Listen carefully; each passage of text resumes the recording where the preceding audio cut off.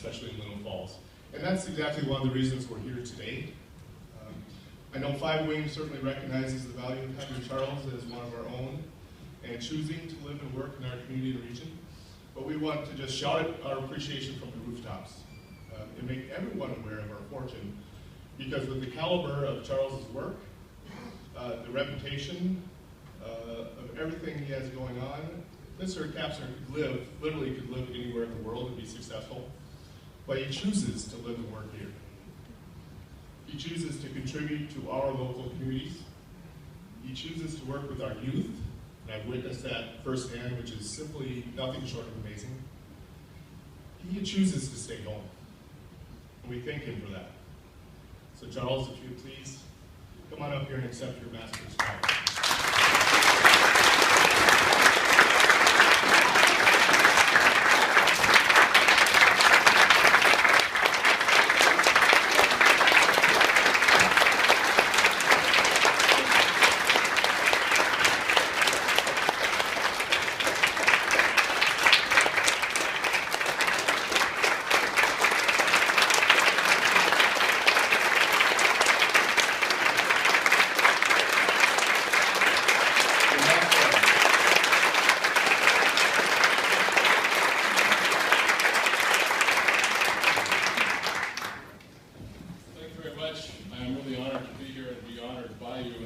By everyone's attire tonight, this is not the military program. So some of you will understand that one. I think first and foremost, I'd like to say I have quite a few thank yous. And no matter what profession you're in, it's always very important to have the support of your family. And without family, you really can't go anywhere, and especially in the arts, because it's always a very difficult sort of road to follow. And so first off, I'd like to thank my mother. Lawrence was here, my father was not here, but he's here with us in spirit.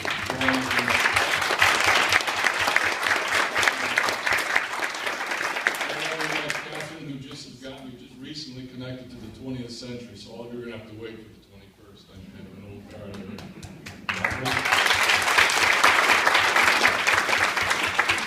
My sister Deborah and her husband Wayne are here tonight. Thank you very much. Mark had mentioned that this is a nominated award, and so I want to thank the three incredibly dynamic women who nominated me for this award. First off, my dear friend Susan Persapio, who's been traveling the road of helping people along forever and a day. Thank you so much, and we could go on and talk about lots of stories. Next off would be Nancy Grasloff, the art teacher from Lindbergh School. We're working on the Lindbergh Fresco project many years ago. It was a lot of fun. Working with the children was an absolute blast. I can't tell you, because every day you'd go into school, there was a different story going on, and the questions and their vision was something to behold. And last but not least, Kathy Galswick, who heads up the Initiative Foundation. I've known Kathy for many years and thank her also for support on the Fresco, but more importantly, I have something else to thank her for, and that goes back to a meeting you remember about a project that we were trying to get, which was a website, which was all new to me and still is new to me.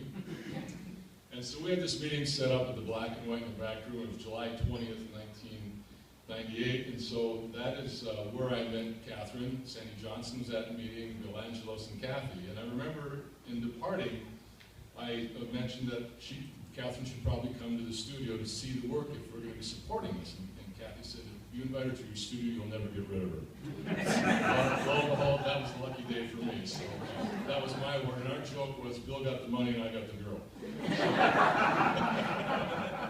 So with that said, I'd like to talk a little bit about my education, because I think it's really important to know that I've been asked many times, when did you find out you wanted to be an artist? Well, I generally don't use that term to describe myself. I'm a pittore. But I always wanted to draw, going back to being a child. I remember drawing my dad's 59 Chevy pickup, which I inherited after a while. But also the education I had at St. Mary's with the nuns. We always had art day on Thursday afternoons, and they gave us all different cards, which very famous religious paintings, obviously. And then from there, when I got into Boy Scouts, I was very lucky to meet Ren Holland, who was the art teacher at the high school. And when I finally got to high school, he allowed me to come in during my sophomore year during study hall to work on paintings, little projects that I wanted to do, and then obviously junior, senior got into that.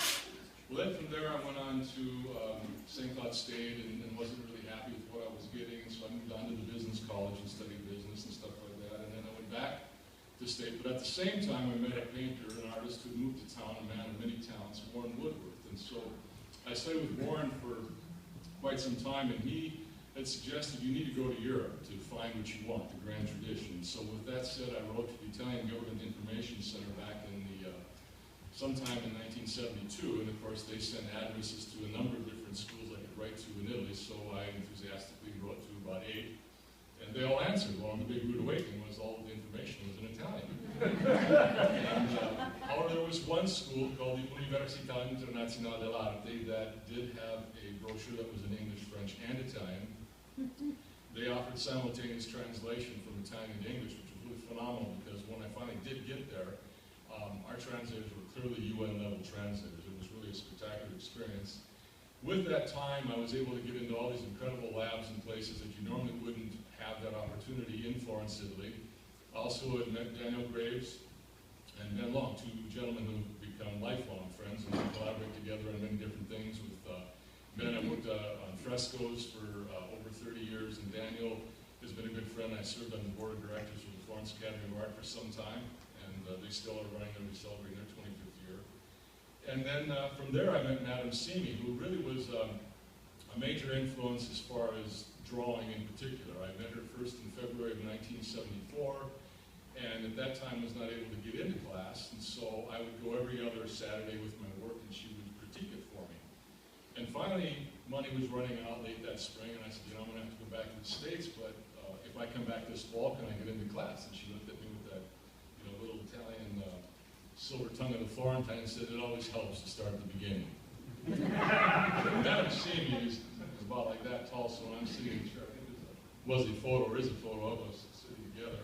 But she was an incredible influence as far as always telling us that, I am just your guide, nature is your teacher. So our classes were 6 days a week in the morning from 9 to noon. We did the figure, that was generally 12 poses. And then Monday, Tuesday, and Thursday, Friday afternoons from 2:30 to 4:30, we did portraiture, and those are generally 8, 10, or 12 poses.